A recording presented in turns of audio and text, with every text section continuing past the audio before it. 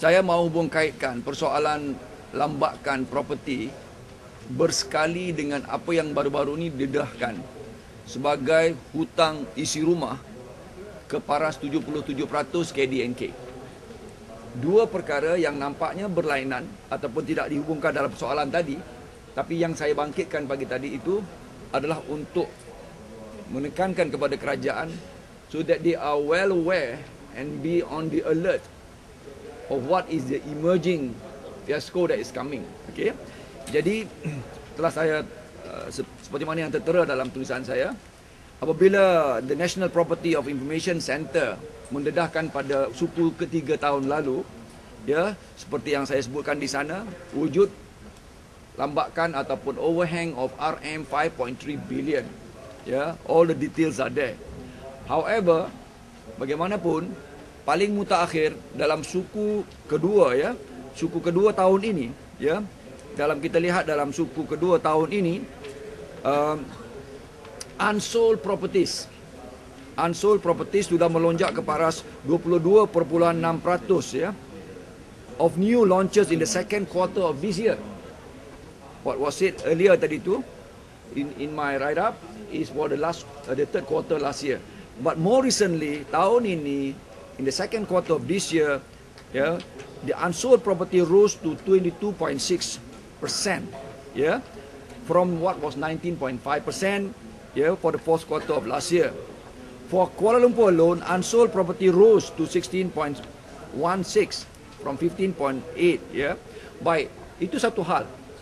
Coming together with unsold properties adalah satu fenomena called the appreciating or rising price of properties. So semacam satu anomaly, ya. You have property overhang, yet you have price hiking ataupun price spiraling, ya. Kalaulah property bubble, kita kata seluruh Malaysia, mungkin tak ramai kata, well, it's not the case as yet.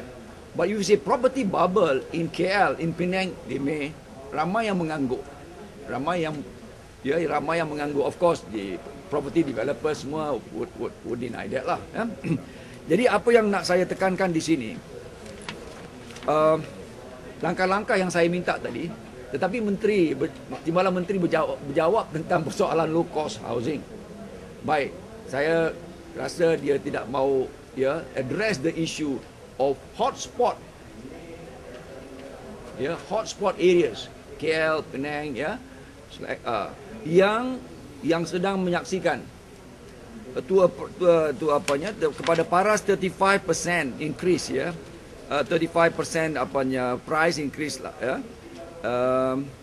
And this does not come, ya, seperti yang saya sebutkan, ya, the prices of residential property have surged by as much as 35% in the past year, far above income growth, and giving rise to concern that the market is not sustainable. Okay, this is what is said. Dan okay, saya quickly go on to asking Kementerian to be taking measures.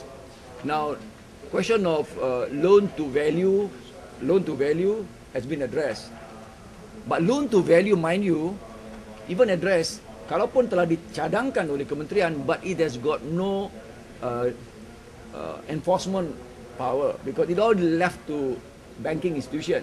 Kalau banking institution nak meminjam, because there's a lot, we are flush with liquidity, yeah? So they will do it. Property bubble has always been the phenomena of tripartite, would I say culprit lah. Tripartite punya working in tandem.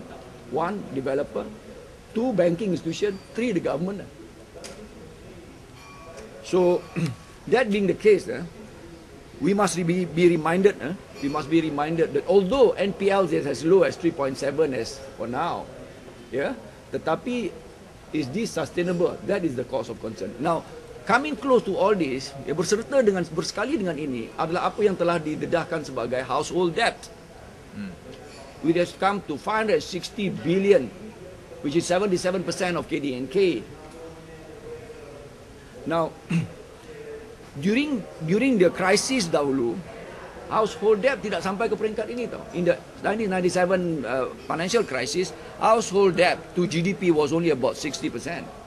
Here it has risen to 77%.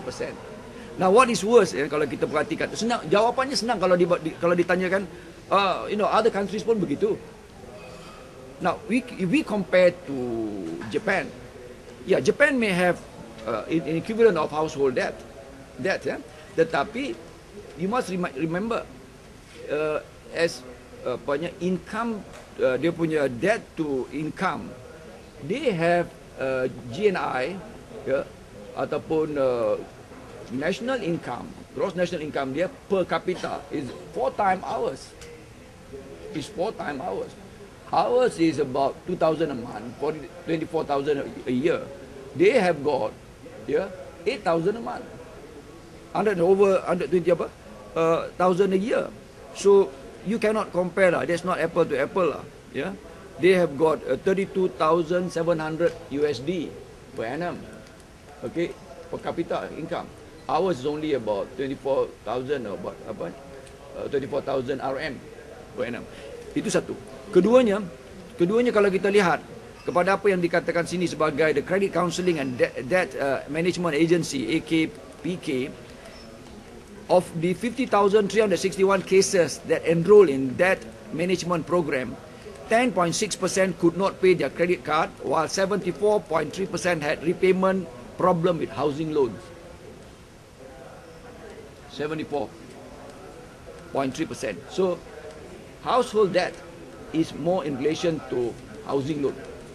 Now, coming to what I have said earlier, dan these are all the concern, yang this reason why I raise this as a cause for alarm, because we remember during the property bubble burst, the banking institution sustained 51.8 billion, and immediately we put in Dana Harta, to take care of the NPLs, and we have Dana Modal to recapitalize the bank way back.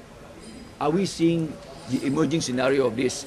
Kalaulah tidak restrain, kalaulah three party tadi tidak are not prudent in the way they manage all this, because it is a kind of a positive feedback, ataupun it reinforces, and developers kan couldn't care less.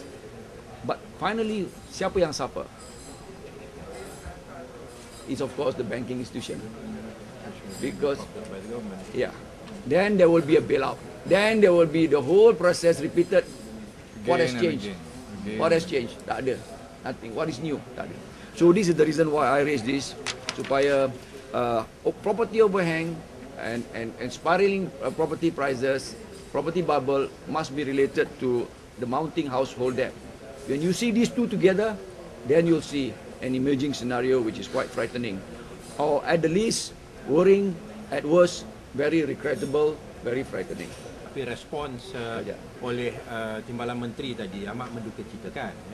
Dia mengatakan bahawa perkara ni perkara biasa, kenaikan harga rumah tak luar biasa, malahan di antara yang terendah di kawasan Nusantara ini dan sebagainya. Lalu dia macam tidak memahami dan tidak melihat ianya sebagai satu masalah, sedangkan kita semua mengakui bahawa masyarakat kita sekarang ini berhadapan dengan masalah hutang yang tak dapat ditangani.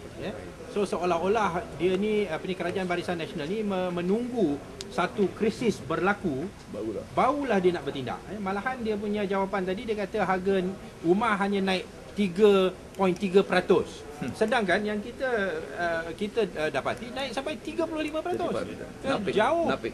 Dia punya so ini merupakan satu suasana yang terlalu complacent, tak tahu masalah yang sedang berlaku dan tak tahu cara untuk menanganinya. Bila disebut tentang kenaikan harga rumah, ini perkara biasa, maksud jawab dengan harga rumah low cost yang dikawal. Sedangkan peranan kerajaan dalam suasana yang sebegini, bila dilihat ada excess in supply, but at the same time there is increasing price of the houses. Then you dah awal lagi you dah tahu ada benda yang tak kena. So you kena investigate, you kena take action untuk nak kawal keadaan yang seperti ini. Dengan memberikan pinjaman sehingga 100%, itu tidak membantu sesiapa. Itu hanya boleh menambahkan hutang isi rumah semakin meningkat. So we are very concerned that the current Barisan Nasional government is quite impervious and quite how do you say macam seolah-olah ignorant lah of the oblivious to the impending crisis. Right. And they don't seem to be interested in doing anything. So ni yang masalah.